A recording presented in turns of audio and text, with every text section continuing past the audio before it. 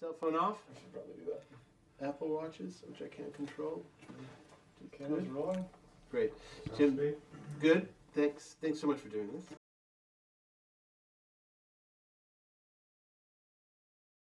I wanted to play professional baseball. In fact, I was going to play shortstop for the Brooklyn Dodgers. And you remember a guy, I'm sure you don't remember, a guy named Pee Wee Reese, who was the shortstop for the Dodgers. And my aspiration was to take Pee Wee's place. I was 16, lived in Beaumont, Texas, and the coach of our team said, "Jimmy, I think you better come up with an option, another life's plan, because you're not a good enough baseball player. You're never going to make it." And so there were sports writers had come to our games, and I got to know some of those guys in Beaumont, Texas. And I thought, my God, what a life that would be. And so I decided to be, and about that time, I'm sure everybody's had the same experience. We had a teacher at a certain time said something, and I had an English teacher in this place in Beaumont, Texas. At the same time, I had written a little paper, they called them themes then, about Charles Dickens' Tale of Two Cities, I think it was. And anyhow, the teacher correctly gave me an A. It was so beautifully written. Anyhow, the teacher wrote up in the corner, "Jimmy, you're a very good writer." And that happened at the same time when my baseball thing went kaplook.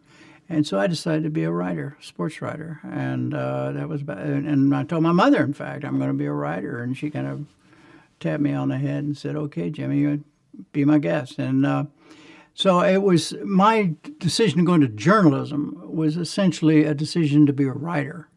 And I had had begun to buy into the Hemingway idea. Hemingway said, you want to be a writer, get a job on a newspaper, force you to deal with the language in a semi-coherent way, got food on the table. And if you pay attention, if you're a newspaper man and you pay attention, you'll meet interesting people and see or observe or be a piece of an interesting event that you could later use in your writing. And so I went into all of that. And so essentially, and from that point on, anyhow, to get to the point, I went to work on a high school newspaper in Beaumont, Texas, and then went on to San Antonio, was editor of the paper, went on to junior college, did the same thing, went on to Missouri to journalism school, went into the service, came out, and except for the 3 years I was in the Marine Corps, from that day when I was 16 until the present, now that I'm retired, I spent my entire life as a writer or as a journalist. And it was driven by writing, not by, oh my God, I want to get somebody indicted. Oh my God, I want to change the world. It wasn't that. It was that I wanted to be a writer, and to be a newspaper man was the route. And then once I got in there, I never wrote a sports story, of course, and I ended up doing all kinds of other things, and eventually went into other routes of journalism.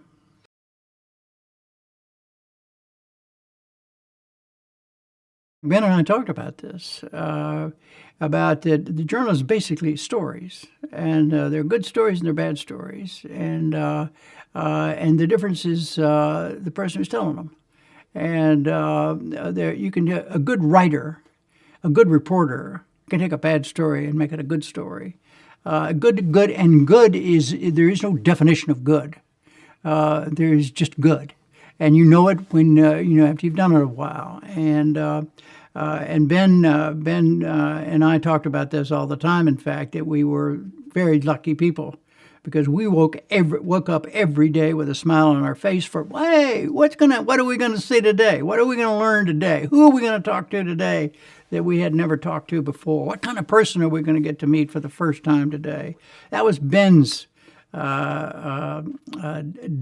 and a daily beginning, and that was my daily beginning, and we shared that. We also had the ability to do something about it because we had the jobs we had. We were able to go places and meet people that we would otherwise never have gone or never have had the opportunity to meet, and then to be able then to tell the story, with a beginning, a middle, and an end. And people cry, people laugh, or most importantly, people find out something they didn't know. And that was Ben's whole thing was.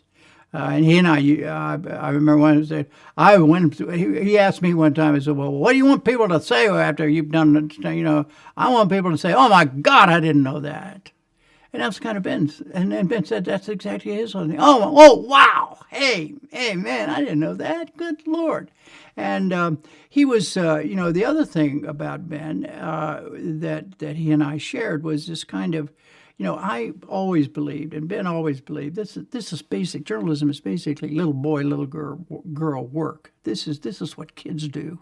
You hear the fire engine, you hear the siren, and you say, oh, is it a fire engine, or is it a police car, or is it an ambulance? Where's it going? And if you don't care what it is and where it's going, then you shouldn't be in journalism. And because that's basically what it's all about. You're chasing fire engines, you're chasing sirens, and that's great fun. And it was all the cliches you hear about it they're like all good cliches. They're cliches because they're true. I mean, the excitement of the thrill of finding out, hey, where is the fire? What happened? How did it get started? Who got hurt? Did anybody get hurt? What was this building before it burned down? Why in the hell would somebody do et cetera, et cetera, et cetera. And, oh, by the way, that fireman looks like, hey, he's got a problem on his hands. Let's go, who is he? Where in the hell did he come from? How did he get to be a fireman? In other words, one thing builds on another, and Ben had all of that kind of little boy curiosity, and it was, and he had it for others. And if he didn't see that in others, I didn't work with Ben. Ben and I never ever worked together at the Washington Post or anywhere else. But and I think that was one of the reasons we were both, and he didn't work at the NewsHour. And so we were both free to talk openly about everything in a way that we weren't touching on anybody's lives. And he could say anything he wanted to me about anybody, and vice versa. And it was, but mostly it was about all this kind of stuff, And he loved telling me about stories that he couldn't tell anybody else, and I did the same thing with him.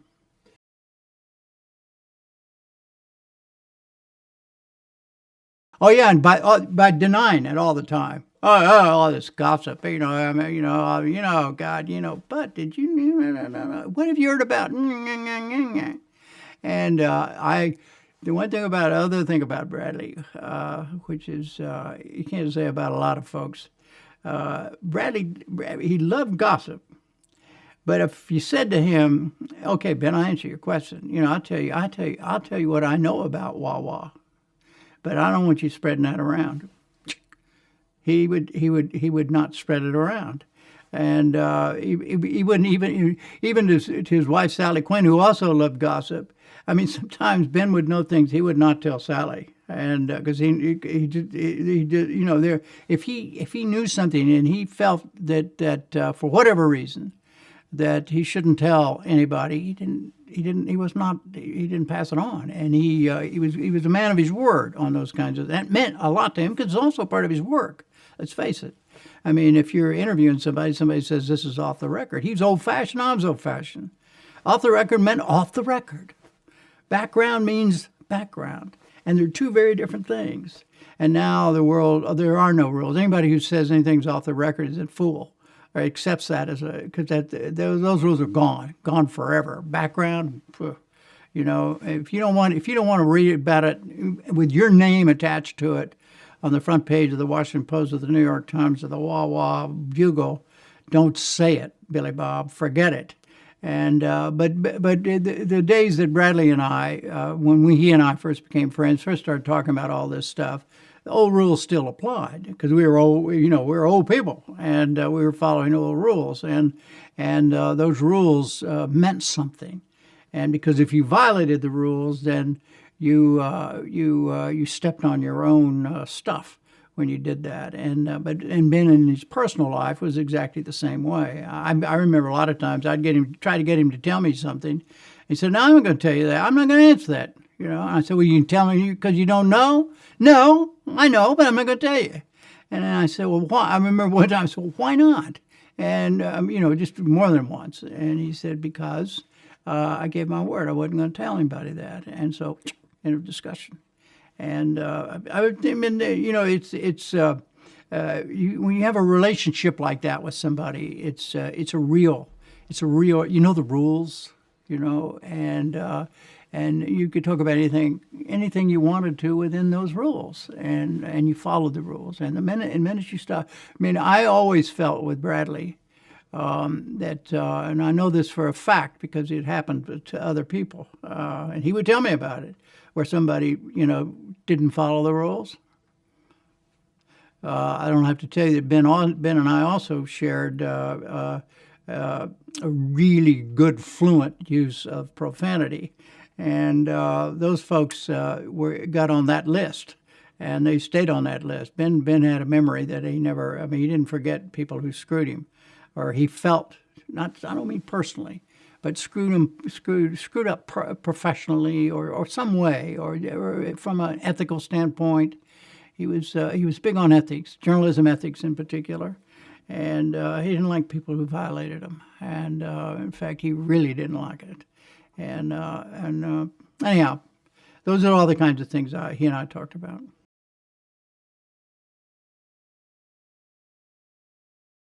He hated liars. He used to say, in fact, he said in an interview I did with him in 2006 or something, he said, what's the problem with Washington? I think some great question I asked him. And he said, it's too much lying. It's lies. People lie in this town. They shouldn't. And I asked him, maybe presidents lie? Yeah, presidents lie. They think they have to. In order to govern the country, they have to lie.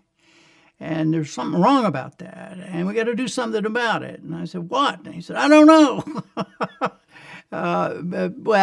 Then we talked about it, and his whole idea is that journalism needs to do a better job of calling lies without calling people liars. A liar is a judgment call. Lying is a journalism call. In other words, you can reveal a lie journalistically without calling the person necessarily a liar. My theory about all that, and he and I were in agreement on this. You can say it rained on Monday. I'm Billy Bob's news source.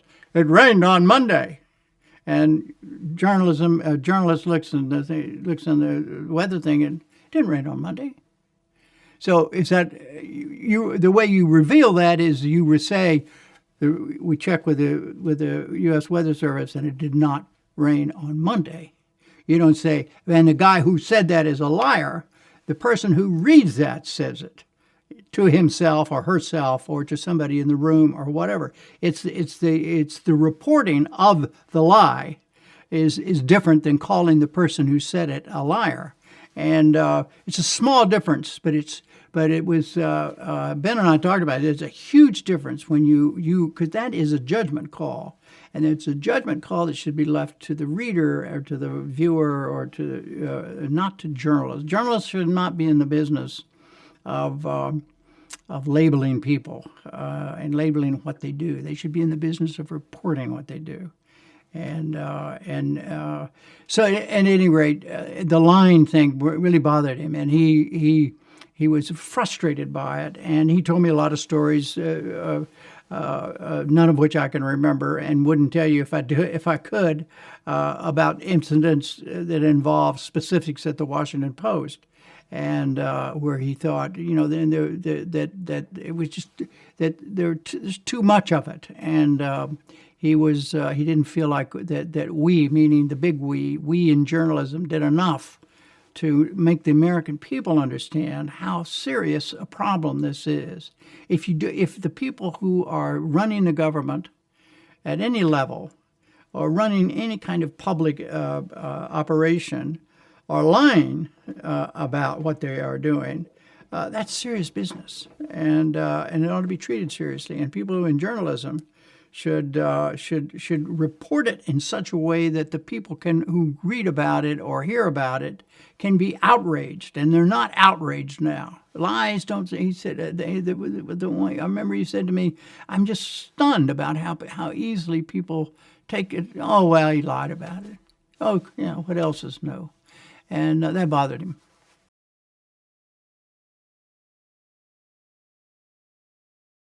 He was the one who probably more than anybody else influenced Ben in his feeling how that we had a serious problem in our country when presidents lie, and the idea that of justifying a lie on the basis of good government, on the basis that, well, in order to accomplish fill in the blank, a governmental action of some kind, we had to lie. His point was that you didn't have to lie. There are ways to do. But he wasn't trying to run the government.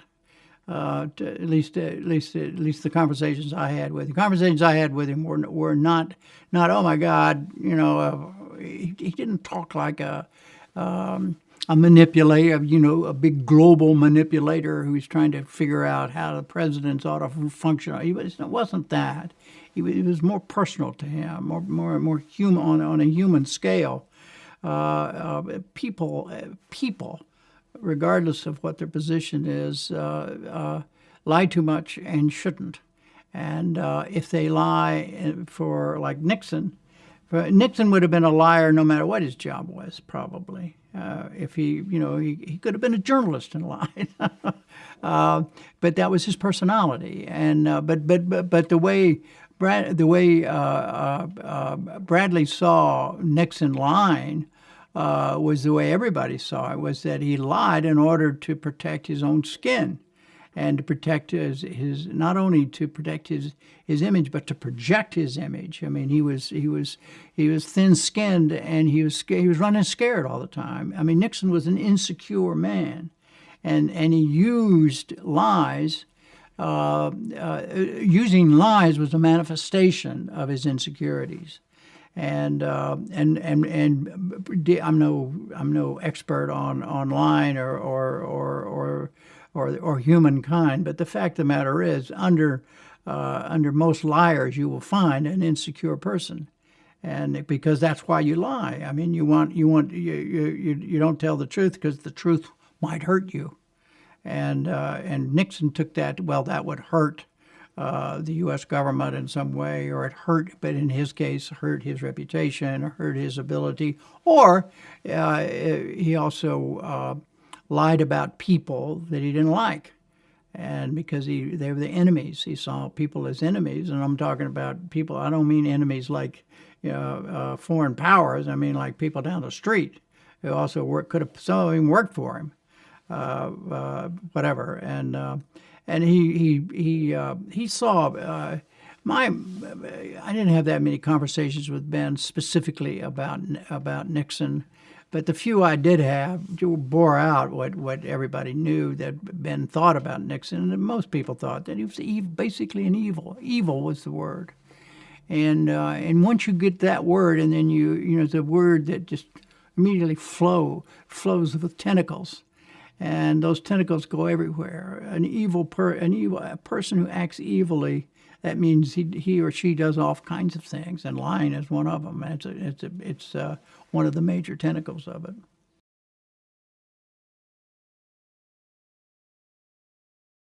I never thought it would happen with Watergate.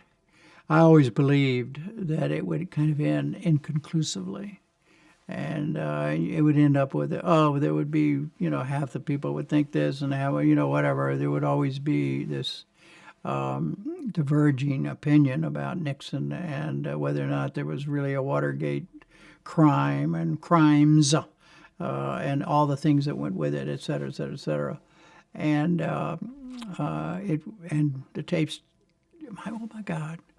This thing was really true, and it was proven. And I don't care what your politics are. I don't care what you thought about Richard Nixon. You could be his number one fan, and you had to admit that Watergate really did happen. Here it was. We have the tape, and there are very few stories like that, of that magnitude, that ever get to that kind of conclusion. For instance, you look at the issue of were there weapons of mass destruction in Iraq. That debate is going to go on as long as until somebody finds a tape, a piece of tape, or something, is still going to, oh, well, they lied. Who lied? Well, they lied. Well, I don't think they lied. Well, no, they just really saw different. Yeah, I mean that's going to be a debate's going to go on and on and on. Look at the thing about Bill Clinton that brought his impeachment, the charges of impeachment, and those things are still in some ways open questions. And even the Kennedy assassination is an open question to some fools, and it always will be. And but you're exactly right. Watergate, did Nixon do such and such and such and such? We now know he did because of this tape. Very unusual.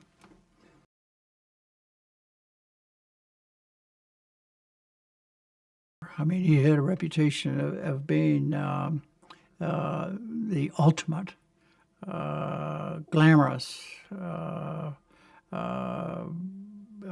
personality as well as newspaperman. He was Jason Robards before he was Jason Robards. He was the guy everybody wanted to be.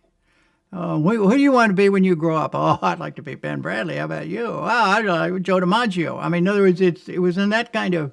If you were a journalist of that generation, my generation, Ben Bradlee was your hero, and he was not as a repertorial hero, not like Daddy Longlegs reporter who came up with a big story. He was a force of personality, and his relationship with Kennedy reinforced that. His personality, the way he talked, that kind of rough talk, and the way he comported himself. One of the things that he and I had in common, and one of the reasons I got to be such good friends, I'm sure part of it, was that he was in the Navy, I was in the Marine Corps, and he really had terrific respect for people who had been in the military, and particularly in the naval service. And we had a lot of jokes about the difference between being in the Marines and being in the Navy, and I've reversed that with him all the time. But it was those kinds of things. But here was Ben Bradlee, who in 3 sentences I can tell you enough that would make anybody want to know this guy. He's a guy who was was a Boston Brahmin, graduate of Harvard. Was on a destroyer in the U.S. Navy in World War II, was a foreign correspondent in Paris, did a little bit of spying for the CIA, then became a news magazine editor, and then became the leading editor of what became the go-go newspaper in America, that ended up covering and ended up revealing the one of the most grievous crimes ever committed by an incumbent president of the United States, to a point to the president had to resign. And this is a man who could walk into any room and occupy it just by his presence. A man who could talk to anybody. And when Ben Bradlee talked to you, he's a lot like, and it was natural to him. It's not something he studied or anything he worked on, but I mean, he talked to you. He listened to you. He may not remember everything you know, but he listened to you at the moment. He reacted to you as an individual at that moment. And that kind of thing was special with Bradlee, and so most people, and I'm included, I knew about him, and then we had mutual friends. I don't remember exactly how we got to know each other, but I know how it all grew. It grew because we shared all the same journalism values, and I think, as I said earlier, I think that one of the reasons that he and I hit it off was that we shared all the values. We shared the military background. We shared profanity as a mutual language. We cared about the same things. He also believed in having a good time.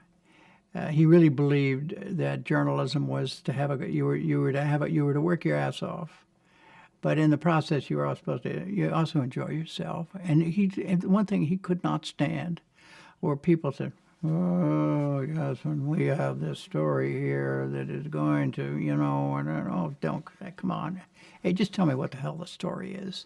Is it gonna? Are you gonna jump up in your chair when it's all over? Are people gonna read this goddamn story? Or they care about this? And don't tell me they should care. The question is, are they going to care? Can you make them care if you think they can? Can you find a way to write it, or can you find a way to report it to make sure that everybody who touches this story feels the electricity of it?" And I knew about all of that, and he and I hit it off immediately, and we became, as I say, very good friends. And I think one of the reasons is because we never didn't work together. In other words, he was the managing editor, then the executive editor of a major news organization. That means a lot of people working. A lot of people working everybody trying to make their career advance. And the only way, you advance in journalism is you get your story in the paper, or you get your story on the air, or if you're not on the air or you're not in print, you ain't making it. So there's a lot of stuff, and people's assignments mean everything. Billy Bob covers this and Sammy Sue covers those are the kinds of things. And so as a consequence, there are a lot of personalities and a lot of careers on the line for every decision that Ben made. And just like there were in the NewsHour for every decision that I made on a much smaller scale than I'm not comparing the two in terms of scale, but in terms of what they were identical. And I could talk to Ben about my problems, and he could talk to me about his problems in a way that we never shared it with anybody. And he could air it, and I could air it. And he could say, "Oh my God, what not asking." He wasn't asking for my advice, it wasn't that, and I wasn't asking really for his advice either. It wasn't that. It was just kind of be able to vet it a little, talk about it all. And he was also just terrific company. As I say, he listened and he laughed when it was appropriate, and he cussed when it was appropriate, and he was always engaged.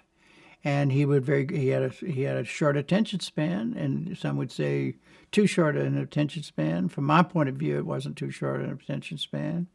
He would just tell me, it didn't bother me if he said, enough of this, or whatever, it's not, but that was his nature, and his nature was attractive. And I defy anybody who do. And I was present many times when I would introduce somebody to Ben Bradlee. I'd say, "Well, here's somebody want to meet Ben Bradlee, or be at some social event, and you introduced me to Ben Bradlee." And I would do that, and with pleasure. And Bradlee would match it would be some total stranger, and Ben would, just take them on, in a way that was just marvelous. And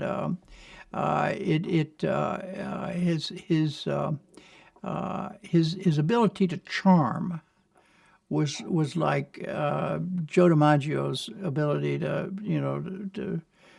naturally throw the ball in from center field. It was just what Ben did. He wanted everybody to like him. That was his instinct. Now, sure, over time he'd come across people that, that he thought sucked, forget it. But as a general rule, his instinct was he wanted, but he didn't think about it. In other words, it was a natural thing to him. That's my reading of it. Now the other people may feel differently about it, but that was my experience with him.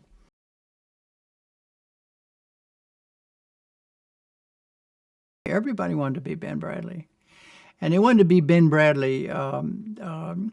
Not that they wanted to be. It wasn't that they wanted to be executive editor of the Washington Post. They wanted to be Ben Bradlee, and the guy who had everything. He had the personality. He had the power. He had the looks. He had the resume. He had the life. He had led this life, and he loved talking about his Navy experiences, and he loved. There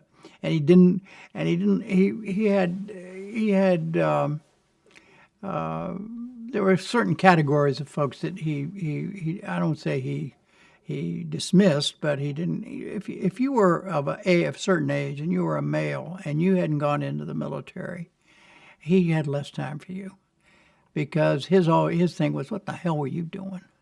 When they fought the war, fill in the blank, whatever war it was, because he kind of felt that was an obligation that we Americans have, and that he felt we were all better off. He told me a million times, and I agreed with him, that he was a better man because he was in the United States Navy. I was a better man because I was in the United States Marine Corps, and we shared that same feeling about ourselves, that we were fortunate to have been in the military.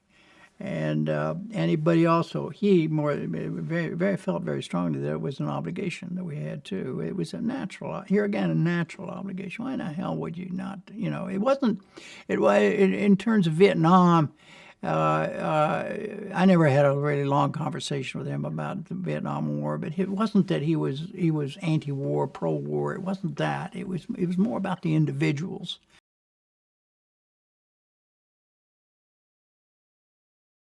Being in the military removed all the cliches once and for all.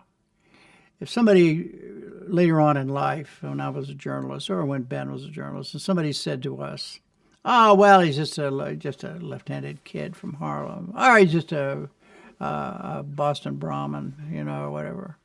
Hey, I was in the Marine Corps with one of those. I was in the United States Navy with one of those. Don't give me this shit about a type of person.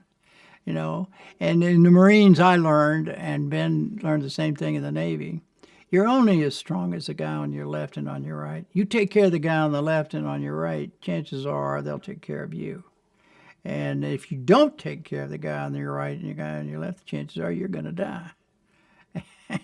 And it's just that simple. And once you get that in your head, it doesn't make a damn whether the guy on your left is black or white, brown or purple, short or tall, good or bad, stupid or smart, educated or not. It doesn't mean a damn thing. And so somebody comes along and says, "Oh, he was just one of," oh, come on. In my case, and I was in the infantry, so I ran across a lot of people with mud on their boots, and of all kinds, and it changed my life. It changed my attitude. But when I went in Ben's case, it's exactly the same. But when Ben went into the Navy, everybody up to that point, most everybody he knew was exactly like him. They talked the same way. They were all part of the same wah-wah. Same thing with me. I was from Kansas and Texas. Everybody, until I went in the Marine Corps, we all looked alike, we all talked alike, and suddenly, nobody I was serving with looked like me or talked like me, and everybody was different. And as a journalist, that's a critical thing to have learned permanently. So from that point on, as a working journalist, I remember sometimes I would be even in our own organization, somebody would say something like, "Oh, well, that's just a whatever," and it would really piss me off, and I would jump them, Hey, we don't categorize people. There are no categories of people. each one is, and you learn that in the military. And yeah, there are other ways to learn it. I don't say you have to be in the military to learn it, but in the military you learn it in a way where it matters. It matters to your own skin, if nothing else. And the other thing that Ben learned in the Navy, that I learned in the Marines, is that you don't serve for some huge purpose, big purpose. You really are. You're motivated for by taking care of the little things about an individual.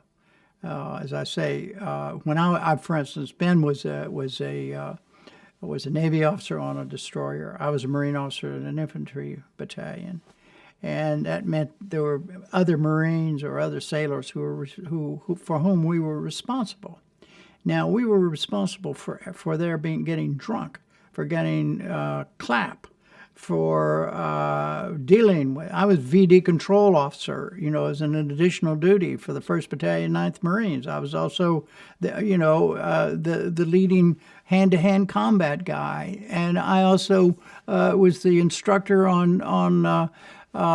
for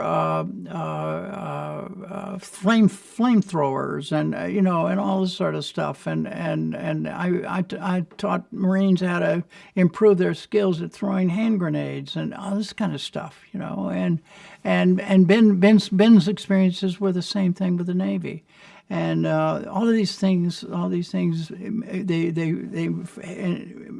was in the, I don't remember how long, I think he was in the Navy for 3 or 4 years. I was in the Marine Corps for 3 years on active duty. Now, Ben lived for 90 years, I've already lived for 80. And there were only 3 or 4 years in each of our cases how important those years were.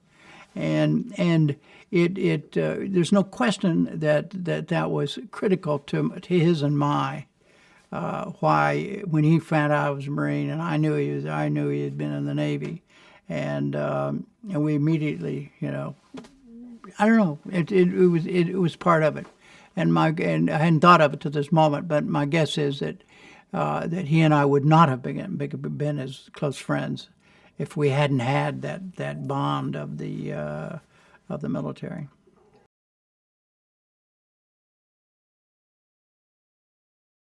He loved living in Paris. He loved the whole idea of it as much as doing it. But he also loved it because he was away from.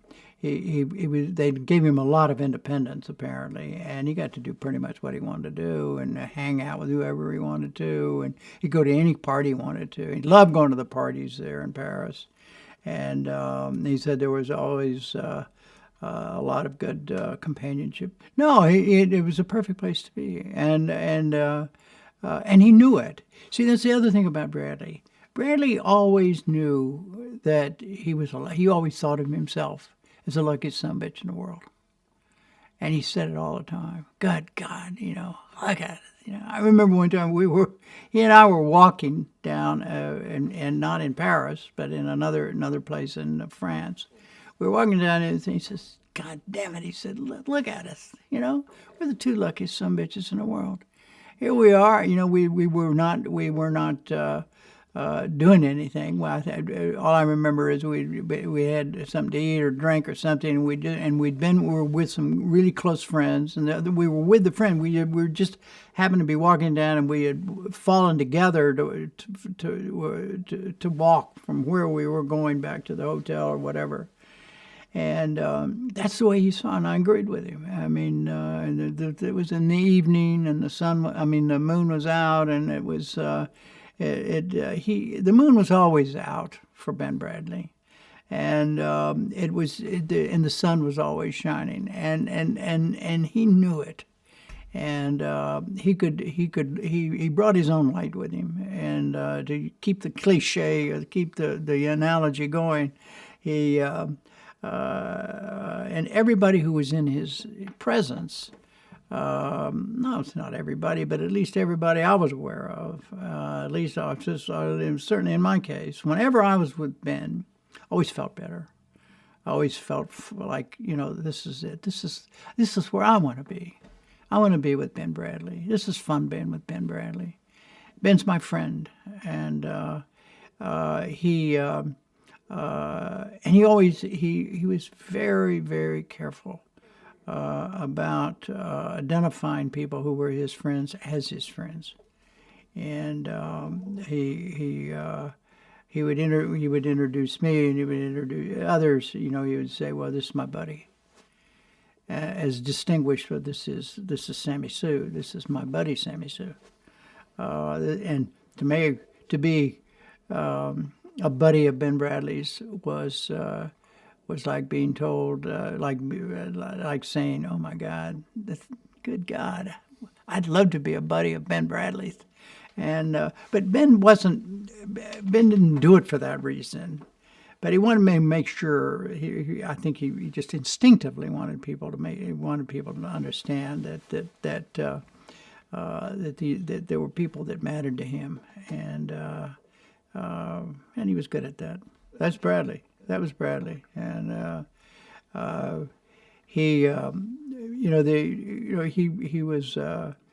There were a lot of contradictions in Bradlee, and one of them was, he'd always, "Oh God, I hate going to all these parties." He loved going to all those parties, and oh well, he loved being Ben Bradlee, and that was part of his charm, that was part of who he was, the guy who was very comfortable being who he was, and he loved being that. But it wasn't in a way that was offensive. He wasn't a strutter. He wasn't somebody saying, "Hey, I'm Ben Bradlee. Who the hell are you? You poor son of a bitch." It wasn't that. It was he was comfortable, very much at ease with who he was and what he did and what he said. Sometimes he'd do things he didn't like. He'd do things that he wish he hadn't done. I'd talk about some of those. And but he was he tried very hard to. I think this was all part of his generation and also part of the way he lived. He tried to follow the rules, whatever the rules were. He wasn't a revolutionary in any sense of the word. He wasn't an avant-garde.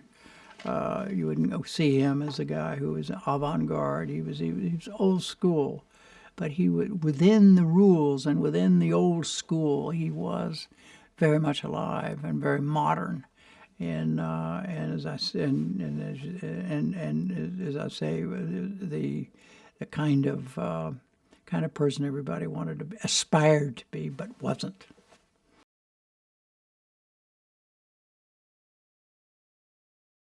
I'm not a good witness to this because I did not know JFK. I just knew him in passing. I did not know, and I never had a really good conversation with Ben about his relationship with JFK. I read all the books and all that sort of stuff, but my knowledge of that is no deeper than skin deep, and any deeper than what anybody else who read about it. If you were to just go to the list, all right, here are the resume talking points or points of John F. Kennedy, this list and this one with Ben Bradlee. Yes, they would match. No question about that.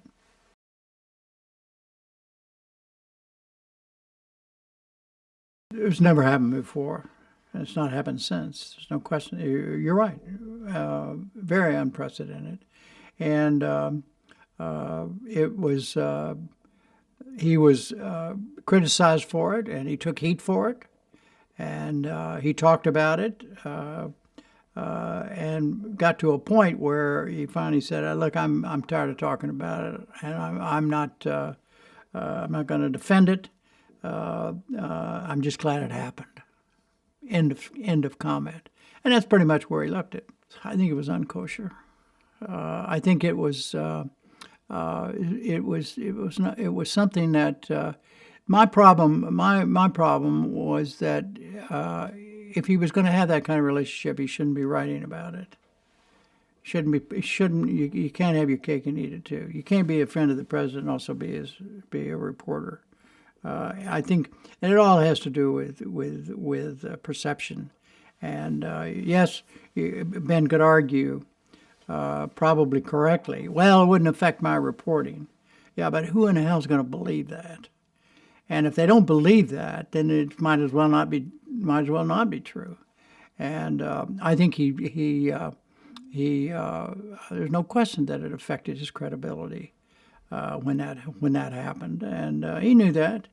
But it was worth the price to him.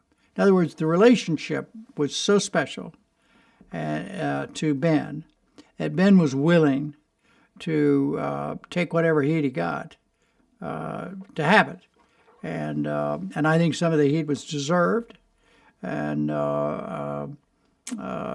he knew I felt that way. But I mean, this all happened long before I knew him. So I was not there to beat up on him at the time. It was going on, and whether I would have or not, I don't know. But I mean, I really felt that just a general principle, the specifics aside, but as a general principle, somebody who had those kinds of jobs should not have that kind of relationship with the President of the United States, and I still believe that.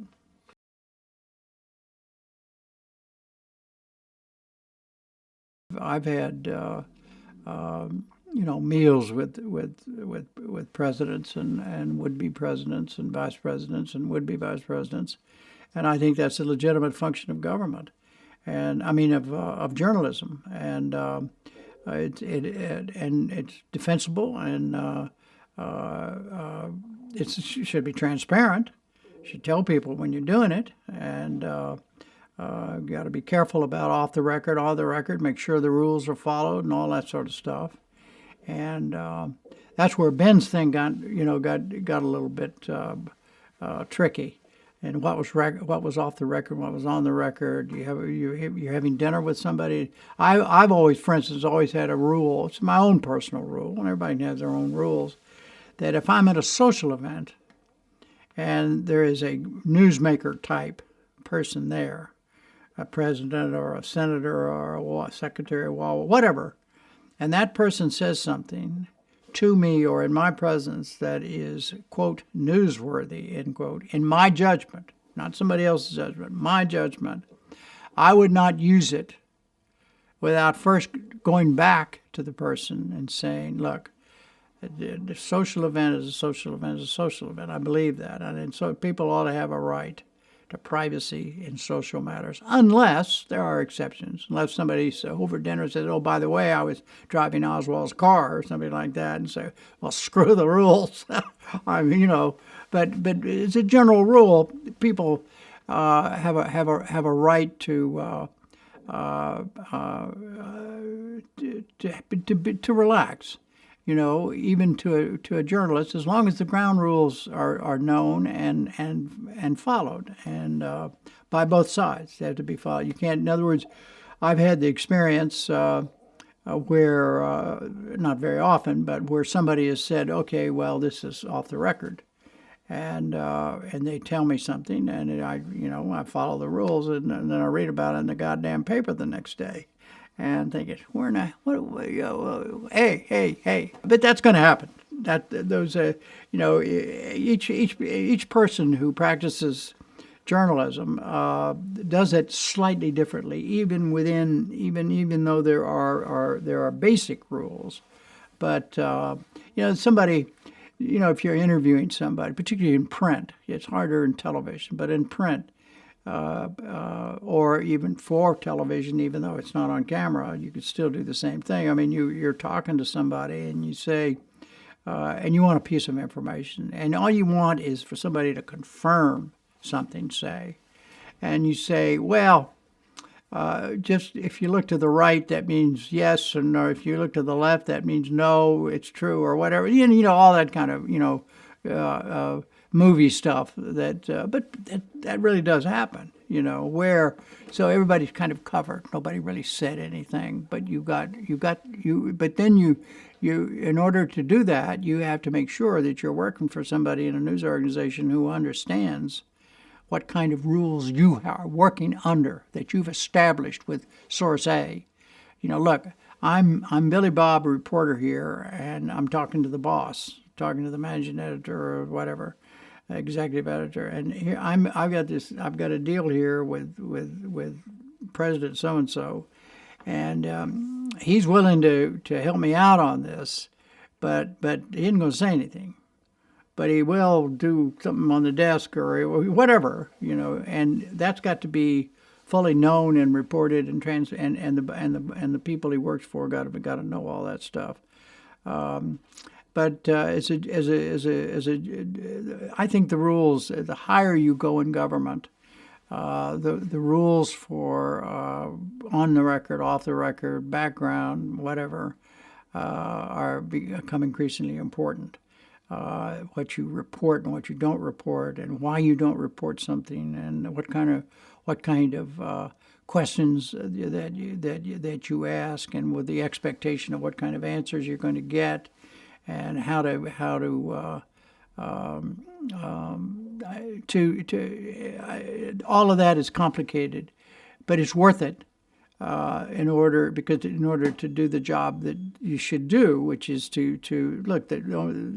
The real job of a journalist, let's face it, basic job is to watch what they are doing. They being whoever's in charge of whatever it is you're covering, what they are doing, and report back to the public what they're doing.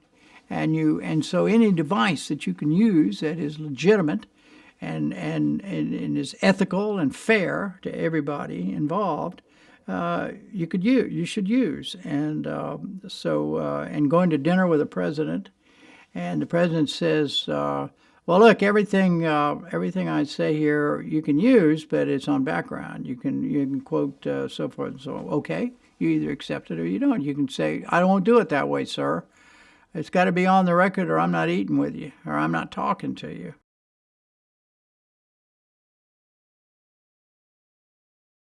Well, I think it really started with Watergate. Up until Watergate, even after the Kennedy assassination, the real stories about Kennedy did not come out. It was I don't remember when Watergate is what really opened up everything, and they've stayed open ever since, and got increasingly opened and there's no such thing as privacy, as we all know now. Forget it. I mean, if you did it, you're gonna. If somebody wants to know, they're gonna find out, and somebody wants to broadcast it or blog it or tweet it or twit it or text it or whatever, they're going to do it. And it's that is where we have come, and we've come in a very, very short period of time. And in many ways, it is the ultimate mixed blessing. The upside to it is that there are relevancies to people's personal lives, relevancies into their public lives. Whether or not somebody's having, an extended affair with somebody, you say, well, that's nobody's business.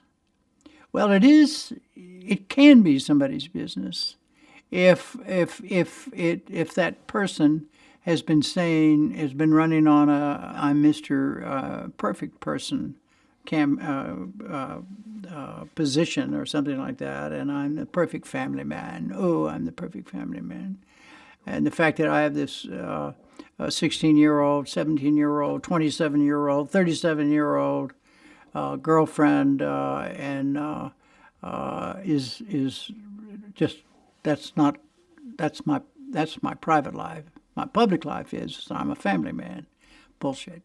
I mean, those days are over, and that's probably a good thing. The bad part of it is that it makes it the kind of it then makes public life only for those people who are perfect. And you know how many of those people are out there? Percentage-wise, we're talking about 0.2%. If you're living a real life, you're going to make a mistake every once in a while. And it could be a personal mistake. It could be an embarrassing mistake, and personal or otherwise. And some of those things, all of those things shouldn't be immediately publicly known. But that a nickel's going to get you 3.5 cents if you complain about it, because that's it, Billy Bob, and you live with it. So as a consequence, you're going to get. There are a lot of really good people who have either chosen not to go into public life, or not to run for office, or take public appointments because of things that pre-Watergate had they happened, nobody would have known about, and they would never have been mentioned. Robert MacNeil, my close friend and professional partner for years and years and years, was the second White House correspondent for NBC during the Kennedy administration, and he said that he knew that there was some skylarking, or that's not the word. He's Canadian, and Canadians don't skylark. So I don't know what there was a lot of. See, I think of the way he would have said he put it, or would be that there was some hormone in the air, in the breath all the time, because there were a lot of young women around, the White House staff, et cetera, and Kennedy and the people around him. But that he, as a White House correspondent, did not know about any of the stuff that has since come out, all about Marilyn Monroe and Angie Dickinson and all of that stuff. He didn't know anything about that, and the lead correspondent was Sandra Van Oker, and Van Oker was very close to the Kennedys, and I don't think Sandy knew about any of that either. And the issue, but they knew enough. The way MacNeil put it, I knew enough that if I probably pushed some door or some button, I could have gotten the story. But those are stories we did not do at the time. So in other words, there was no incentive, professional incentive, at all to find out anything else, and because you couldn't use the story anyhow, and it was a more kind of and that all changed, and one of the Watergate things I don't remember the details about this, but I'm sure you've got them.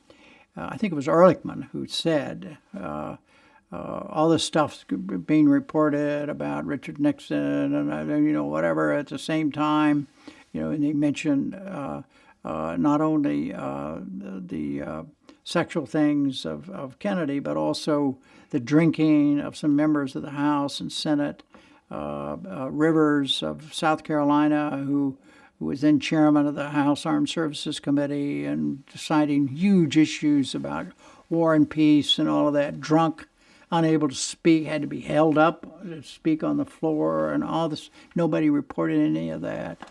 And there was this kind of, I would call it a kind of a universal mass embarrassment of everybody, all the serious people who practice journalism, who said, "Oh God, we can't let this go on anymore," and it just ended, and the rules changed, and they changed forever, and everybody knew it, and those who didn't paid a terrible price later on. And even to this day, there are some people. But when the rules change, there are also, it always happens. There's always somebody who comes along who says, "Oh well, they don't apply to me. Oh, they'll never find out about me, and I'm bulletproof anyhow.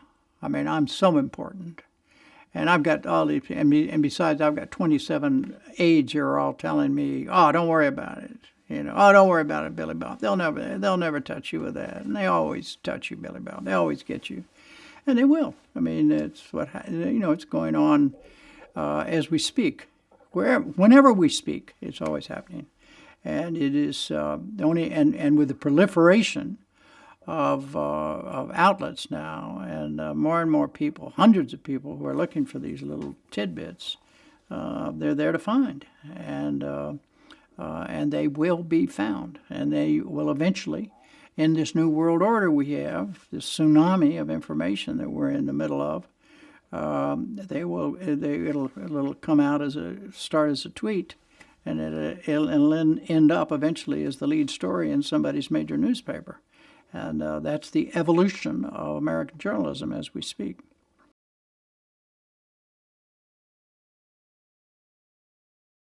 There are no rules anymore. I mean, if I were to, I would forget anybody else. If somebody were to say, call me on the phone, or come to my house and say, Jim, look, I want to talk to you about. I understand that you have some really good information about former President Wawa, and I would like for you to tell me the story off the record. I would look at that person and say, you're out of your mind. I will either tell you the story or I won't tell you the story, but forget on the record or off the record. That means nothing. Now, I'm a practitioner.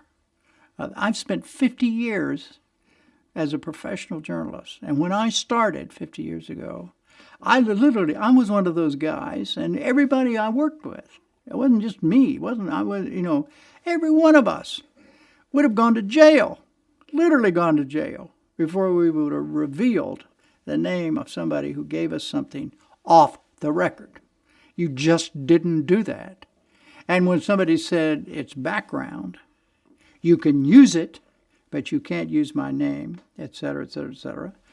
That's the way we did it. And nobody deviated from that.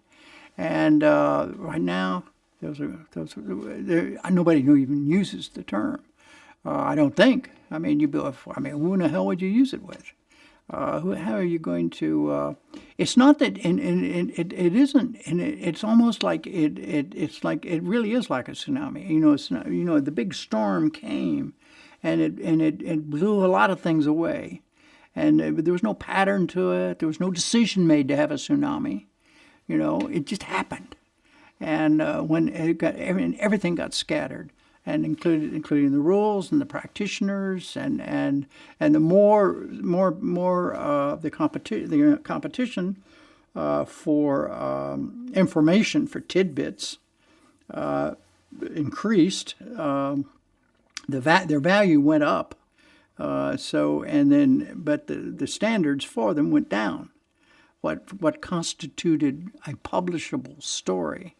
A publishable in the broadest sense, publishable in print, but also on a blog or a radio show or a TV show or whatever, anywhere, or even in a tweet.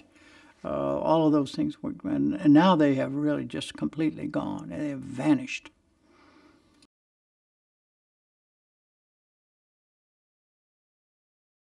I believe the Kennedy assassination was the beginning of calamity as an American way of life. It was the first major calamity, national calamity. One of those things, and I define a calamity, probably over-define it, or under-define it by something that, oh my God, when it happened. I remember when it happened. I talked to in other words, it was such a major event in my life, or I saw it as that at the moment it happened, that I remember what happened. I'm talking about, when I say I don't mean I, Jimmy Charles Lehrer, I mean I, everybody. The Kennedy assassination, after that came all kinds of things. The Vietnam War, Watergate, the RFK assassination, the MLK, all of these events, all within a short period of time. And I remember, for me, it changed forever in one critical way as a journalist. It was 1963. Obviously, I had gotten out of the Marines in '59, and my first job was Dallas Morning News. I was with the Dallas Times-Herald on the assassination day, and I was at Love Field, and stayed there, and then went to the police station and spent 24 hours. And I spent the next 6 months covering assassination stories. It was a huge thing. But what it taught me forever was just how fragile everything is. Now here's a guy. One guy takes a high-powered rifle, gets off 3 rounds in 15 seconds, and literally changes the course of history. Now, if that can happen once, it can and will and does and has happened since. And I later became the city editor of this afternoon newspaper in Dallas. And the first thing I said to everybody in the goddamn newsroom was, when the telephone rings in that newsroom on the city desk, and it isn't answered after the first ring, somebody's ass is in a ringer. And because these are every after the Kennedy assassination taught me one thing, that when I was at Love Field when I was told that in downtown, right after they had left, minutes after they had left, and I had covered their departure, that they had been shot. My first reaction, Jesus, that can't be true. What? Are you telling me? It was incredible. And it had just happened, and that feeling remains with me to this day, I won't bore you with all the details, but I mean, I spent my next 6 months on crawling under culverts and doing all the checking out all the things, and every once in a while, and all the next 24 hours after it happened, I was in the police station. And it was a mob scene, unlike anything I've ever seen or ever have seen since, of mixture of CIA agents and FBI agents and cops and reporters. And we were all in that little police station with this guy named Lee Harvey. What? And he did what? He couldn't have, this little asshole, he couldn't have shot the President of the United States, not just down the street. I mean, the whole, and everyone, it was a mob scene, huge noise, and then suddenly, I remember I was an FBI agent that I barely knew. I was the federal beat reporter when I started that. And so I knew some FBI agents. I saw a guy, an FBI agent that I knew. And I looked at him, he looked at me, and he said, "Did it really happen?" And I said, "Yes." I mean, and he wasn't talking to me, FBI agent, Agent Wawa to reporter Wawa. We were talking to 2 human beings, and it was a huge event, and those kinds of things have happened since. A lot of them have happened. 9/11, these kind, and something could happen as you and I are talking. As we all are talking. It's there. It's part of our expectation now, our general expectation. The only probably comparable thing before would have been the bombing of Pearl Harbor, but that was a long way away. The Kennedy assassination was very personal. Whether you liked him or not, he was our president. He was the president of the United States. And as I say, one guy. This wasn't an invasion by a bunch of flying zeros from Yokohama and Tokyo. This is one guy, and it's out of a window, firing this crazy Italian-made rifle. And at first, when it first happened, I thought, I believed that, as everybody else did, it was a conspiracy. It had to be a conspiracy. Because I had been an expert rifleman in the Marines. I thought, there's no way in hell he could have got those rounds off that quickie. So it had to be something else. I bought into all of that. And then I finally, went up and looked at all of that after many years and realized, it's an easy shot. It was a very easy shot for Oswald or anybody. Anybody could have done it. Anybody who questions it just go to the side and look out the window, and you immediately see that would have been it would have been an easy thing to do. But that's a side thing. But what it did for me was permanently, as a journalist, make me reach for the phone when it rings and expect the worst.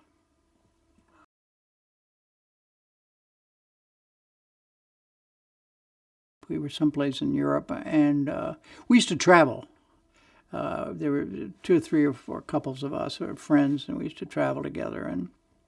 And there were times when there were private moments when not just with me but with others, we would talk. And one time we got talking about the Kennedy assassination because he knew that I, was there and all that stuff. And he told me the whole story where he was. He was at Newsweek in the Newsweek thing, and I don't remember the specifics. All I remember is that the more we talked, the tearier we got about it. I mean, it was very emotional to him, as it was to me, and he differed for entirely different reasons. I mean, he had his. He really liked John F. Kennedy. And he thought he was. I mean, he was. John F. Kennedy was his kind of guy, and so there was a natural fit, and it was a natural. They had a natural affinity for each other, and so it didn't surprise me. So he took it as a friend would. Yes, he was the president of the United States, and that would have been horrendous under any circumstances. But it was especially horrendous because he was Ben's friend, but the words he used, and I don't remember that. All I remember is that as he and I talked about it, we both became, it was just still. Now that would have been, we were talking, say, in, I don't know, 2010 or something like that, maybe 2007, 8, I don't know. So a lot of time had gone by, and it was still emotional, and it was always to him, and it was always to me, for, as I say, for different sets of reasons. The assassination opened up everything for Ben, and it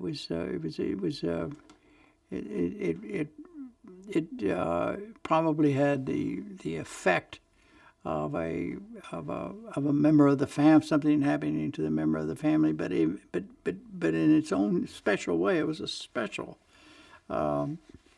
calamity for Ben that affected him. There's no question about it.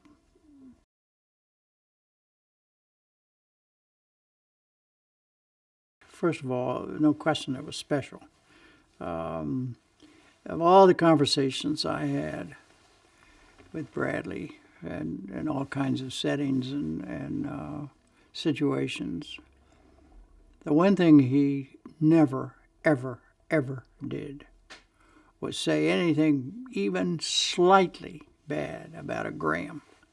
He had terrific respect for and affection for the Grahams generally, and for Kay specifically. And I saw them together many times. Kay Graham actually giggled like a little girl when she was with Ben. I mean, some people say giggled. Everybody giggled when they were with boy or girl, male or female, when they were with Ben. Well, Kay really, really, really liked this guy, and he really, really liked her. I would talk to Ben enough and about her and around her, whatever, enough to know that it was real. In other words, he wasn't sucking up to her because she was the boss. He would joke about it. He'd write right to her face. He'd joke, there's nothing he wouldn't say to, kidding about it. And but it was real. I felt at least that he really liked her. He respected her, and he realized that her support, without her support, he could not have done what he did. And that's when he said, his famous line, when people would ask him, well, what's your number one advice to somebody who wants to go into journalism? Get yourself a good owner or something, words of that effect. And because he knew that nothing that he wanted to do at the Washington Post he could not have done if it hadn't been for the support he got from Kay. Kay also enjoyed. She enjoyed his company. She enjoyed his kidding around with. He enjoyed his kidding around with me. He and I used to kid around in front of her a lot. She taught. I think. I may be wrong about this, but I think she contributed a lot to her knowledge of how to use profanity, and I don't know. They just had a kind of flirtation. Is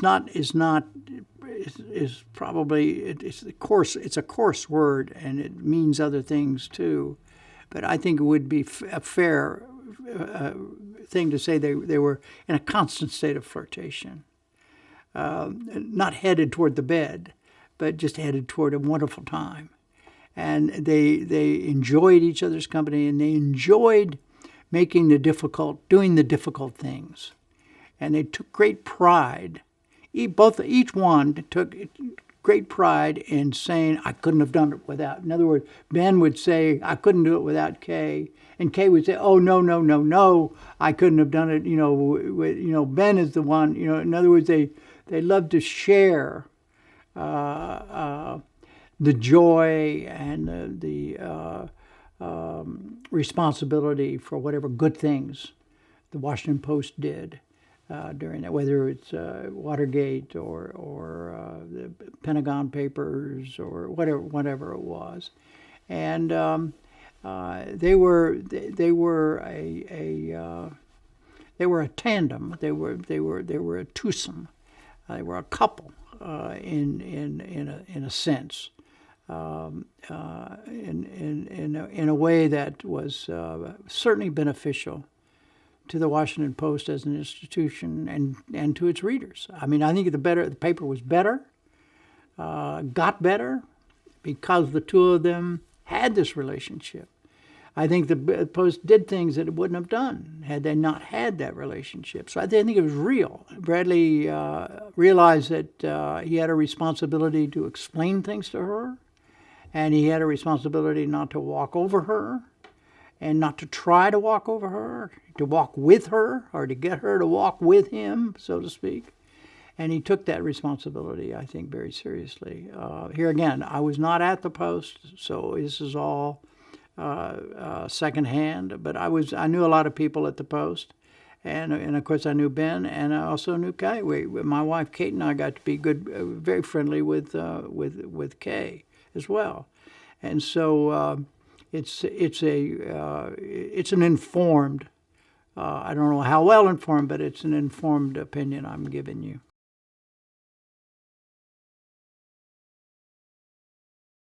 My opinion, I don't know for a fact, but the competition with the Times was a huge thing for Ben. He woke up every morning. Yes, he was excited for the news, but he also wanted to make damn sure that the Times didn't have it. And it was part of his daily routine. And when the Post had a story, particularly they had Watergate, and boy, it was a glory, even during the tense times, because when they weren't sure. There were times, obviously, when they didn't know what they had, whether it was really what it was really going, what the hell the story was going to be. They knew they were on thin ice there for a while, but he always saw. Every day he saw the New York Times looming there, and it was huge, hugely important. But in terms of the specifically on the Pentagon Papers, I don't know. I'm not informed enough to have any kind of special knowledge on that any more than anybody else has.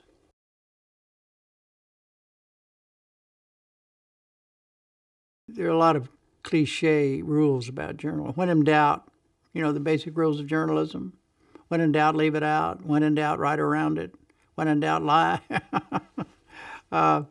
It takes sometimes more courage not to run a story than it does to run. The front page mantra is publish. Well, sometimes that's the chicken shit way out. The real thing to do, the tough thing to do, is to not run the story. Ben knew that, and he and I talked about that. I don't remember any of the specific. Some of the CIA things there were constant stories when Ben was executive editor that the CIA didn't want published, and there was a push to publish, and Ben had to make a decision with Kay about whether or not, and sometimes the president would ask that they not run a story, and that's tough. That's tough stuff, and you're right. You read it absolutely right. That for somebody like Ben's generation and background, just like my generation and background, we were brought up to say when the president says something, you say yes sir. And you don't ask, you just, do about face and get your ass out of there. And this is different.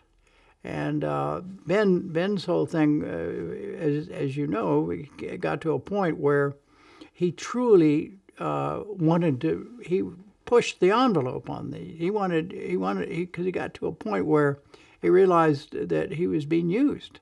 He felt he was being used.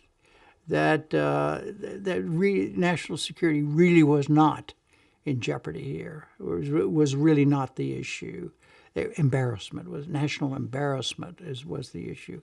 And making that distinction each time. Hey, if you run that story, it's going to jeopardize lives. You run that story, it's going to jeopardize somebody's reputation.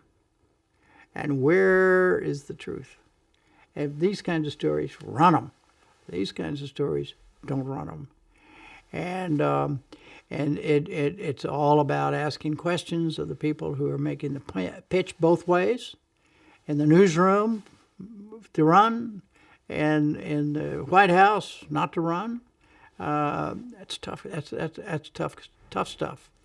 And everybody who's been in journalism for more than 3 days has had some similar kinds of things like that. I mean, I had all the kinds of things like that in doubt. Oh, you run this story, somebody's going to kill themselves. That's the common one. Common, in that it happens. It happens to real people. Somebody says, "You run this story, I will have lost my reputation and I will take my life." You run the story, and God, you know what? They took their lives. That happens to you a couple of times, and you realize that, oh my God, this is the real world we're dealing with. And so people like that was Ben's. Ben went to every one of those, and everybody who's in those kinds of jobs is confronted with that. And who wants that on their conscience? Well, sometimes you have to risk it. Because the story is, that's the other argument. There's no whole, is this story worth taking that kind of risk? Yes, somebody would say, and somebody else say, no. And there are no rules for that. And there are no two of them exactly alike.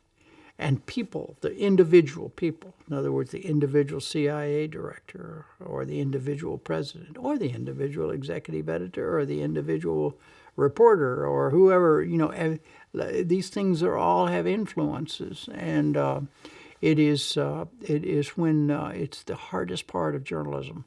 It doesn't happen very often. It's not every day you have to make a decision like this. But every time you do, anybody who says that's easy hasn't done it.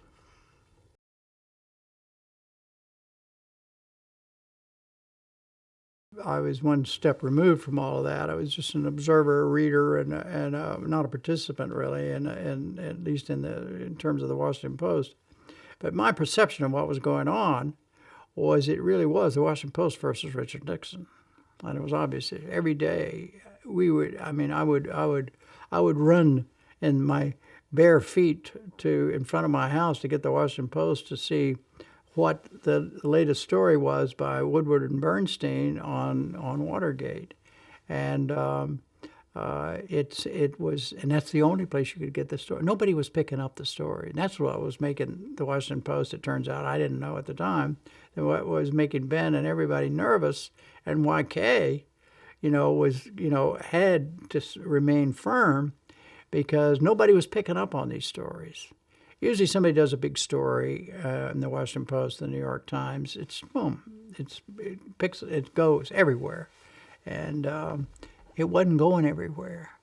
And it didn't start to really go everywhere until history will show when Cronkite at CBS really picked it up in a big way. And it became an everybody story. Before that, it was a Washington Post story.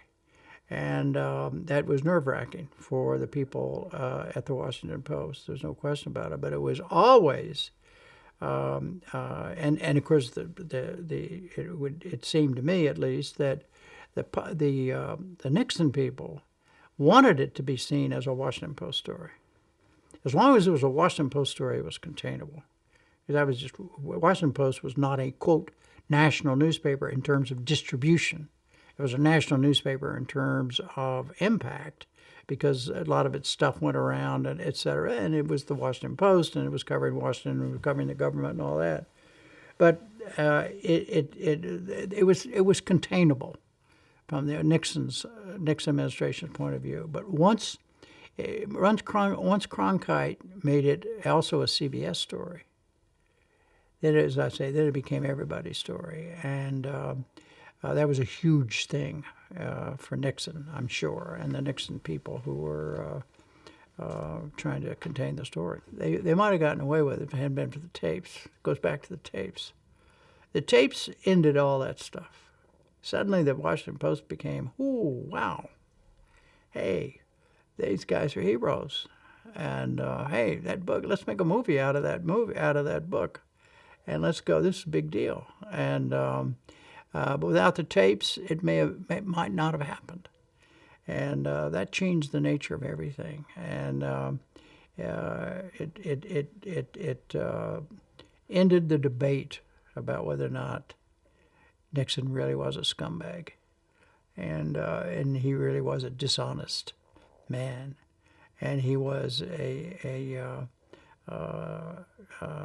doer of evil as President of the United States. That was over. That little debate was over. And it wasn't politics. And see, the thing, and it made, and why? Why was it over? And who the Washington Post. Now, let's face it. The realists will say, and correctly, that it wasn't the Washington Post alone. It also required the use of a federal judge and the use of a federal, it turns out, an FBI official who was willing to be a source. There was a lot of help, along the way. It wasn't just the Washington Post, but from the standpoint of the public, it brought, it probably tripled or quadrupled the enrollment in journalism schools all over America. They all wanted to be Washington Post reporters. They all wanted to be Woodward and Bernstein. And let's get a president. Let's go to get in journalism and get a president. And I saw some of those kids, and I thought, oh, my God. And they didn't give a damn about writing. They didn't give a damn about the facts. They wanted to be activists. They saw it. They misread it, in my opinion. Misread what this meant. They didn't realize that it was reporting by the Washington Post that got Nixon, or that helped get Nixon. It wasn't they didn't set out, to get Richard Nixon, and a lot of these kids went to journalism school and then went to work for somebody and then said, well, now when can we get the mayor now? Can we get the governor? That's what we do, right? No, that isn't what we do, idiot. What we do is report what happened, and it's the bump in the road that needs fixing. And that's what you're going to do. That's the story you're going to do. Oh, no. I came, you know how that went. And with that, those people, most of those people are gone.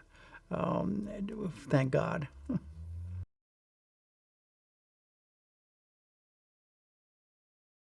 Oh, I think it was huge. It was terrific. Yeah. Oh, yeah. It made it all real in a fiction movie. A lot of what was in the movie didn't happen exactly that way, but enough of it was true, and it made all of these folks larger than life, made them heroic, and that I mean, I think the opinion polls of the regard that the American people had for institutions skyrocketed for journalism. We had been, journalists were down there with the lawyers and the members of Congress, and suddenly we skyrocketed up there with the preachers and the Marine lieutenants. No, it was a major event. There's no question about it. The movie was a good movie. Number one, just as a movie. If you didn't know anything, didn't give a rat's about journalism or Nixon or Watergate. It was just a very, very well done movie. There's no question about that, and it was popular, and it certainly affected the image, and here again boosted the enrollment in journalism schools.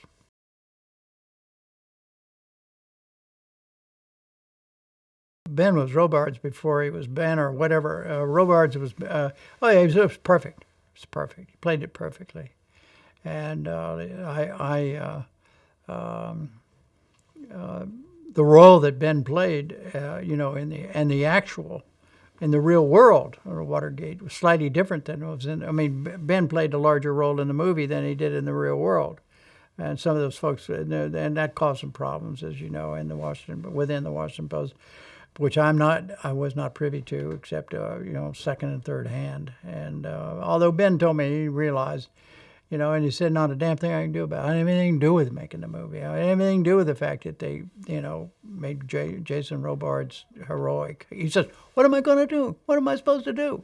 And I gave him shit about that. But it's true. I mean, he didn't have anything to do with that. And but think about it.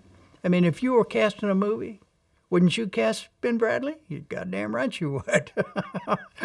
I mean, you'd cast him in anything. It could be an animated thing about Goofy. You would cast Ben Bradlee. So that was an easy call. But if you happen to work at the Washington Post and worked your ass off on Watergate and did a lot of work, and you're not in the movie, and this guy. This very and Bradlee was anyhow. You could understand why there would be some jealousy, legitimate jealousy, and some annoyance, legitimate annoyance. But that's the way the cookie crumbles.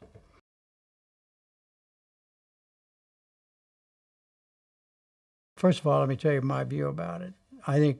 He and I agreed on this, that just generally the use of anonymous sources it's been misused too much, and something needs to be done about it. And I will tell you something. Well, I'll tell you a story about that.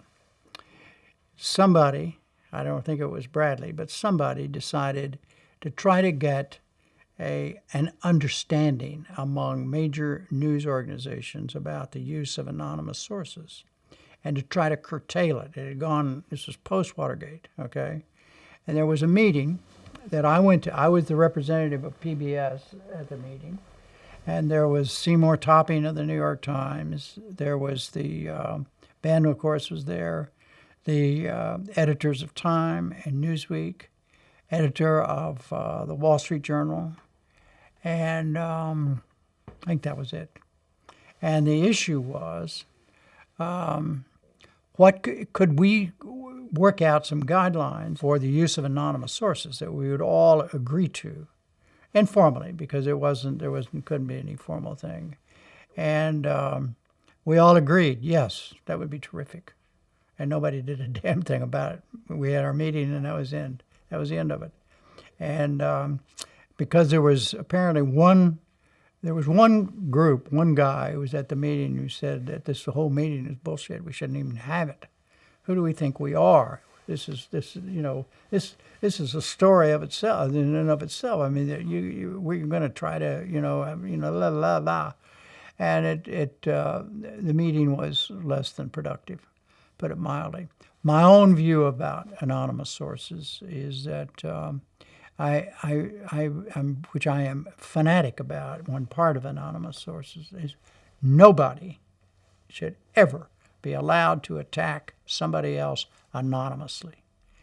Now, you can use an anonymous source for a piece of information that's vital, et cetera, et cetera, et cetera, but never attack somebody. If you're going to attack somebody, you use it, put a name on it, or forget it. I'm talking about straight news reporting now. It's different, and if you're writing a column or you're writing an editorial or you're doing a commentary or something. But if you're on the straight news end of the business, people have a right to know who in the hell is saying you're a goddamn this or a goddamn that. And journalists have an obligation not to permit anonymous source attacks. And I feel very strongly about that, okay? That said, in terms of anonymous sources that, like in Deep Throat and, of course, Janet Cooke and all that sort of stuff, my own view of it is, this is not Ben's view, but my own view of it was that the successful use of anonymous sources in Watergate led to the abuses of anonymous sources. Oh, well, hey, man, we'd never got Nixon if we hadn't used anonymous sources. Hey, you've got to use anonymous sources. So suddenly you end up with Janet Cooke. And people, you don't check. Everybody, there's not anybody in this world who does this kind of work, journalism work, who does not need an editor. I don't give a damn. Nobody, it doesn't come out perfectly. It doesn't come out unchecked. Everything needs to be checked. Everything needs to be, that's the business we're in. We're not in the, it's not a hardship. It would be like saying, oh, well, it would be like, being a farmer and not paying, well, but we don't have gasoline in our tractors. It's that critical to what we do, is that you have editors who look at every piece of copy or look at every piece of news footage. And where did this come from? Who did this? Who said that? How do you? What do you mean you have an anonymous? Who is the anonymous source? What do you mean you're not going to tell me? Get your ass out of here then, and take your story with you. And yes, protecting anonymous sources is important, but you're doing this on behalf. This isn't between you and me, sweetheart, baby. This is between us and them, meaning our readers, the public. The people who are going to cast votes for President of the United States, the people who are going to make decisions, in our democratic society. Those people we're doing all this for them, remember. It's not so you can have a byline and be famous. It is, or get in a movie or whatever, or be a TV anchorman and, make bundles of dollars and live in Northwest D.C. and all in a mansion or something. It isn't, that's not what this is about, friend. This is about, because Ben and I used to talk about this, and we get particularly late at night, we'd be fanatic about this. That they when they founded this country, they said, okay, we gotta have a free press, and it's an amendment to the it's a big deal. It's very, very important. But they did not, because the free press, Jefferson said, without a free press, you're not going to have a democracy. Okay, it's not going to work, because the people have to know about what's going on so they can cast an informed vote. But they didn't create any institutions for this. There's no way to ensure that the people get the information. It's left to the free press to do it. And so that means when a reporter covering a beat for the McKinney Courier-Gazette in Texas is performing a constitutionally critical duty, for our country, and this isn't about fancy leads. Yes, we want to write nice leads, and yes, we want to make people laugh, and we want to make people cry, and all this kind of stuff. But God damn it, this is important work.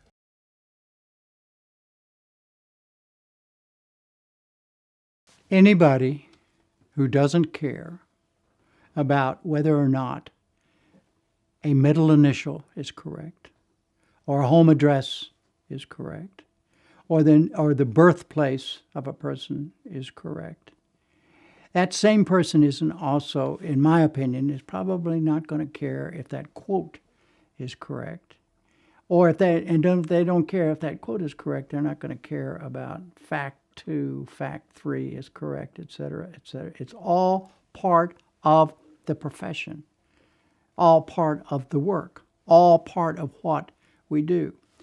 6 months into my first job, the Dallas Morning News, I was writing obits, and I wrote an obituary where I got the name of the deceased mixed up with the name of the funeral home. So I said, funeral services for Lamar Smith were pending Friday at the Billy Bob Dunn funeral home. Well, it was Billy Bob Dunn who died, and Lamar Smith was the funeral home. The next morning, it was a morning newspaper. The next morning, the paper came out. The managing editor came over to my desk, and he said, "You ever make a mistake like that again, you're gone." And I was 6 months into my job, and I clearly never forgot that. And she said a lot more about, people, when they die, they deserve to have their goddamn names right. But anyhow, my point is, Bradlee felt the same way. I mean, Bradlee and I came from the old-fashioned, kind of thing, and you show me a sloppy journalist, and I'll show you a shitty journalist. Sloppiness how can you be sloppy and be a real journalist? Really care about things. You're sloppy with names, you're sloppy with facts, you're sloppy with, it doesn't really matter. It matters. Everything in that story. Because your credibility and your believability is what it's all about. And say, well, if they can't get that right. I was there. I was at the event, and they said the guy was speaking. That guy didn't speak. Or he didn't say that. He said something else. Yeah. Anyhow, all that stuff is that's the kind of stuff Ben and I talked about. And it was very, very old-fashioned stuff. And we'd get very excited about it. And we're just talking to each other.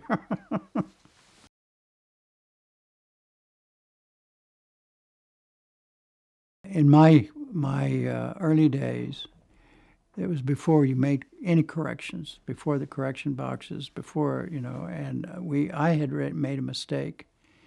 For instance, that obit, good example, in fact. I said, I said, yes, just run it, the next day, the way it should be, and take care of it. And I remember saying, well, shouldn't we say something that we had it wrong? Oh, no, you can't do that. Because if you ever say you did that, people will start believing that everything in the paper's wrong if you admit you made a mistake. And that was the theory behind never admitting a mistake in a newspaper, and then it went by the boards 15 years later, I guess. But it took a while. And it is. It's so right now. It's now being the 2000 teens, late 2000 teens. Admitting a mistake is first of all very seldom done, and it doesn't seem to matter. Whether you well we were close. That's just the feeling I have, and to me that is a sign of a mass deterioration of the values of what is what journalism is all about. If you can't believe the facts, every one of them, then it really begins to infringe, and you could argue that it begins to infringe on the democratic process. The representative government doesn't function well if the people don't have a believable source of information. It's what Pat Moynihan used to say, you can have all the opinions you want, but everybody can't have their own facts. And right now, everybody wants to have their own facts. And we got to do something about it, and we're not. In fact, we're probably we're just kind of going with the tsunami, going with that storm. There are several of them going all at one time, and the values of the old-fashioned journalism values. And I hate to sound like what I mean. They were closed, and there were some really negative things about them. There's no question about it. There were things that never made print that should have made print back in those days, or made broadcast, should have, and didn't. We have a much more open systems of journalism now than we ever had, or Bradlee had when he started, and I had, and that's a good thing. But there are some really downsides to it as well.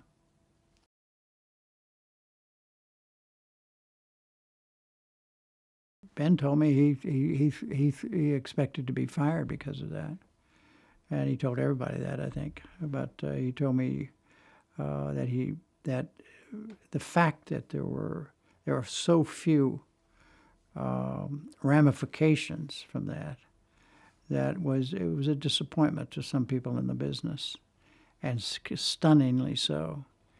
That the Washington Post was not practicing what it was preaching, and that this was a sin beyond all sins. There's no worse sin that a journalism organization could commit, and a made up out of whole cloth story, and how that got through the editorial process of a major newspaper in America. And this day and time, the same newspaper that had just done, fill in the blanks. It was stunning. And I was just as stunned as anybody else. In fact, more so because of my line of work and my own strong feelings about that kind of thing. And I must say I remain so.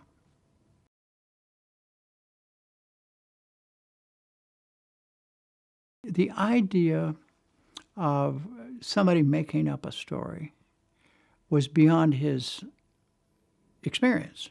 He just said nobody had ever done that before. And particularly a story like this, nobody's going to make up something. I mean, it just wasn't. He said that in retrospect, he should have seen it immediately. I mean, there were all signs. There were signs if people were looking for the signs, but you had to be looking for the signs. See, my point is that you got to have people looking for the signs. It's not for making up stories, but for everything that you put out there. And MacNeil and I, when we first started our program, we had a rule. We never put anything on the air that one of us didn't see beforehand, because we were responsible for it. Our names were on it. We were the editors of that program. And responsibility means responsibility. And you don't say, oh, well, Sammy Sue did that. Screw that. Sammy Sue, it doesn't matter about Sammy Sue. Billy Bob's the one who's responsible. And I was surprised, as I say, I remain surprised that, and Ben was the first to admit he was surprised too, frankly, that he offered, he did resign. He did offer to resign, and they didn't accept his resignation. And but how all of that happened, the details of how that happened, I don't know. And the one thing I think that one of the reasons that he survived and that the paper survived was they reported the story of what happened with all the gloves off. I mean, the story was absolutely fearless, and nobody escaped in print. And I think that that helped mitigate the situation, that they reported their own malfeasance like gangbusters. And that was a huge thing. And that certainly, I think, it helped the fact that they didn't throw Ben over the side and everybody else involved. There are other people besides Ben who were involved in that, and obviously, and they didn't throw anybody over the side, really. Well, they did, and they didn't.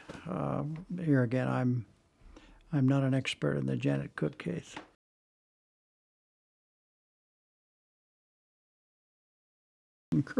Encouraging irresponsibility in some ways, more and more stuff to broaden. If you have to go on the air 24 hours and you're competing with two others who are on the air 24 hours, you just grab everything and report everything. And everybody has a blog, and everybody has access to tweet, and everybody's doing this and this and that and whatever. They're not, unfortunately, the stories that they're going for are mostly skin deep stories, but the basic serious reporting is still being done by newspapers. The New York Times, the Washington Post, and the LA Times, and a few others, and that is the terrible development here. And there a lot of it is now. Some of it is being replaced by what nonprofit organizations like ProPublica and others. But everything's in a state of revolution in the journalism business, and being in the middle of a revolution is never fun for any of the participants.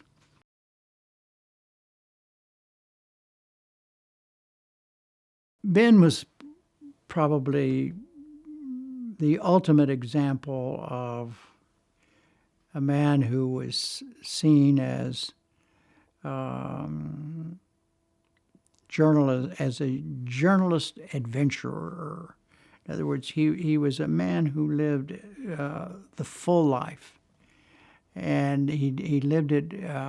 His legacy is put some spirit in it, buddy. Get the story and get it right, but give it some juice, and tell stories. Tell stories. Stories are stories. They're not press releases. They're stories. They're about people. They have beginnings, and they have middles, and they have ends. Tell narratives. They're narrative. Make them narrative. Make me want to read. He was the kind of guy who believed that you should edit your newspaper in such a way that everybody opens it up with wonder. Oh my God, I didn't know that. Oh Lord, read this. Oh Jesus, you see this? Oh my God, look at. He was kind of the wonder man of American journalism, and and it was personality, but it wasn't all personality. It was a combination of a wonder personality with a serious curiosity He really cared about all. He wanted to know about all these things, and he wanted to know about people. He was curious about. I was with him many times when he would just ask people, just why the hell are you doing this? I mean, where'd you get that? He cared about. He was curious, and he was not a. He was not a now here again. The people in the Post can tell you better than I, but my impression based on my conversations with him, and he cared about writing, but that was not his number one concern. He saw that newspaper as an instrument of, as I say, of wonder, an instrument of democracy in a serious way, and he believed very strongly that. Good information will, in fact, set you and keep you free, and he believed that, and he just exuded that, and that plus this incredible Ben Bradlee personality was special and probably not replicable.